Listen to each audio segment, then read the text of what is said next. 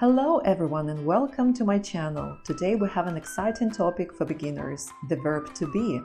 In this video, you will dive into the basics and explore the affirmative, negative, and interrogative forms of this essential verb. So, let's get started.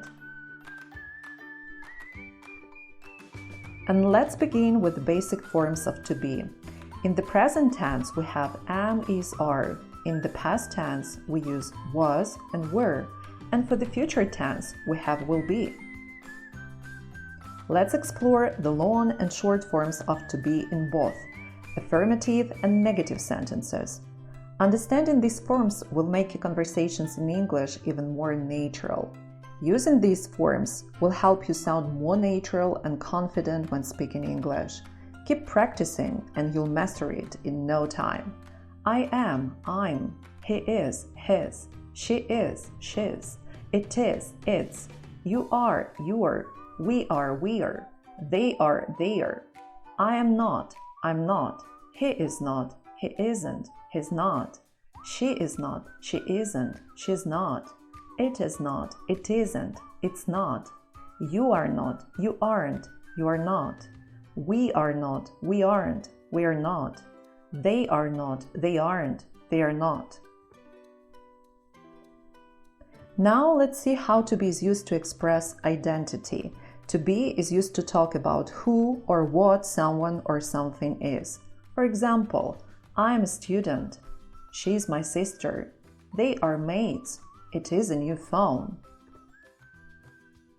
Now the same but in the negative forms.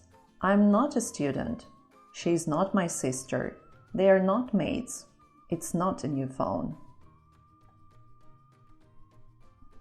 Characteristics. To be also helps us describe the qualities or characteristics of a person or thing. Take a look at these examples. The weather is beautiful today. They are intelligent and hardworking. The book is interesting.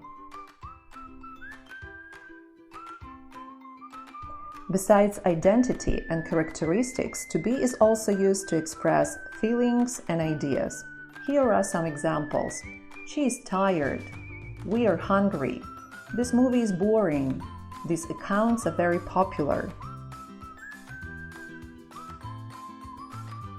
To be is used to describe position in time. Let's see how it works. It helps us talk about where someone or something is located.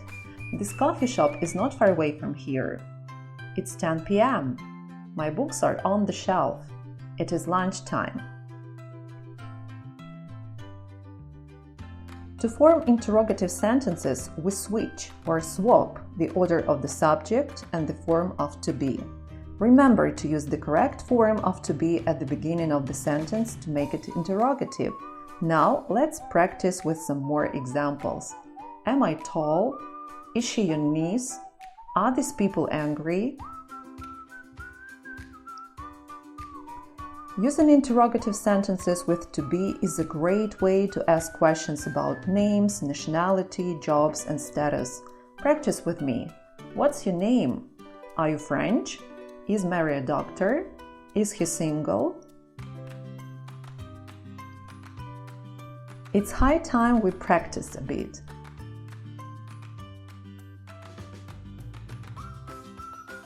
Great job!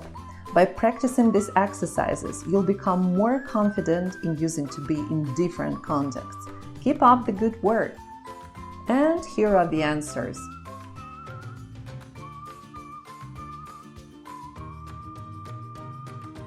How about practicing some new vocabulary related to our lesson? Now it's your turn. First, match the words to their images and then make some affirmative sentences.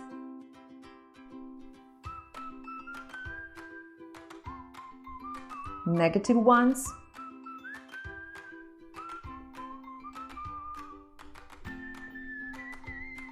and finally questions.